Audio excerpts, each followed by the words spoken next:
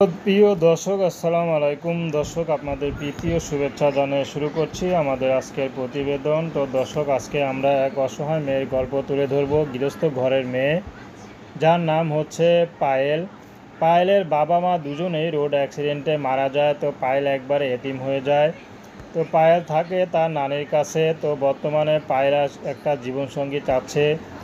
যদি সব কিছু জেনে মেনে যদি কেউ বিয়ে করতে চায়, সেই মানুষটি যেমনই হোক পায়েল বিয়ে শাদী করবে।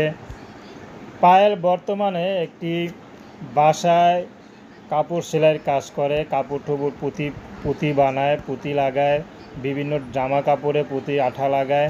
তো এইসব ইনকাম করে যা পায় তা দিয়ে সংসার চলে। তো পায়েলের আগে পরে বিয়ে শাদী হয়নি। তো পায়েল চাচ্ছে যদি কোনো বিবাহিত পুরুষও যদি তাকে বিয়ে শাদী করতে চায়, বর্তমানে পায়েল বিয়ে শাদী করতে রাজি আছে। পায়েল ব্যক্তিগত কোনো পছন্দ নেই। পায়েলকে যে পছন্দ করবে পায়েল তাকেই বিয়ে শাদী করবে। এমন তো পুরুষ আছে যারা নাকি প্রবাসে থাকে, অনেক কষ্ট করতেছে, তার পরিবার বাংলাদেশে থাকে, তার পরিবার দেখার মতো কেউ নেই। তেমন পুরুষও যদি পায়েল পায়, পায়েল বিয়ে শাদী করতে কোনো আপত্তি নাই। পায়েল গ্রামে থাকতেও পারবে, তার কোনো সমস্যা নাই।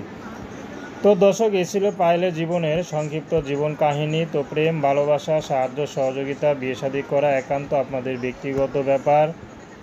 তো আসুন আমরা 5 ওয়াক্ত নামাজ পড়ি, সর্বদাই দেশের সেবা করি। আসসালামু আলাইকুম ওয়া রাহমাতুল্লাহি ওয়া বারাকাতুহু।